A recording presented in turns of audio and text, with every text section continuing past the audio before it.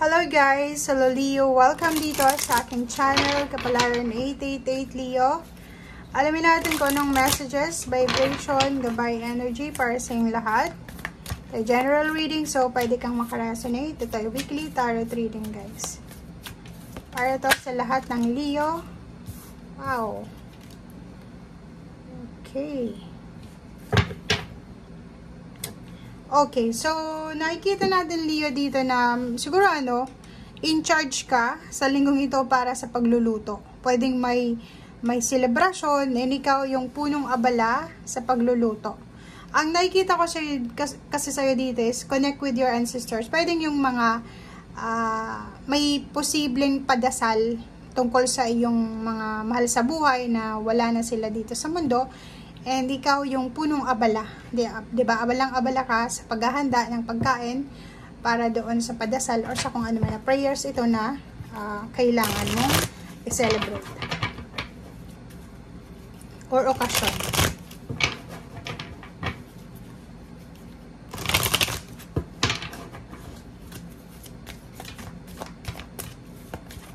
Okay. Sacrifice.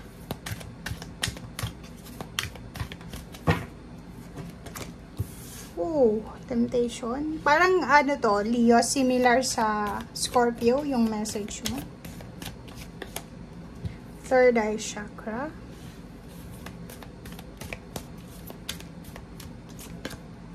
Oh. Okay, Leo. Nakikita natin dito, guys, na mayroong ibang Leo lang. Hindi naman to para sa lahat. May ibang Leo na siguro under attack ng temptation sa relationship siguro.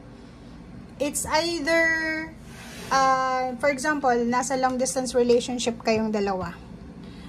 Yung isa nasa malayo, yung isa nasa malayo din. So hindi sila magkasama.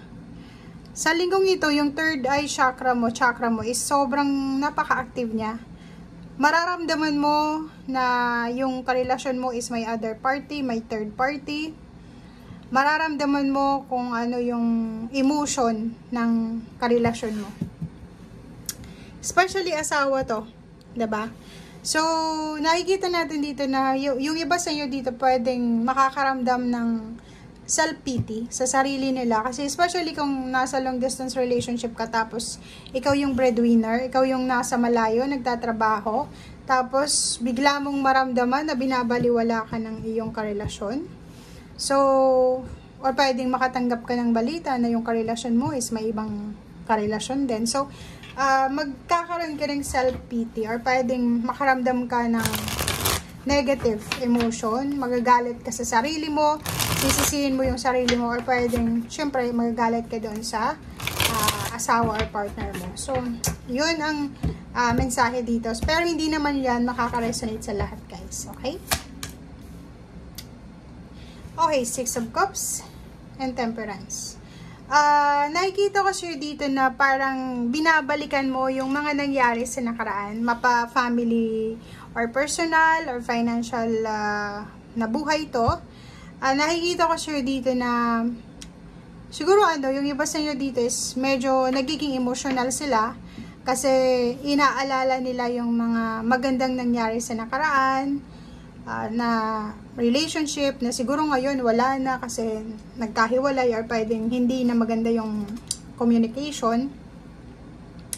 And this week sinasabi na kailangan mo ng pasensya kung gusto mo ng renewal dito, kasi pwedeng like nagkahiwalay kayo ng karelasyon mo dahil sa third party or pwedeng may mga issues, kailangan mo ng temperance. Hindi mo naman pwedeng i-push yun, diba, na mag-move on agad-agad. So, nakikita natin if galing ka sa heartbreak, sa breakup, be patient guys, okay?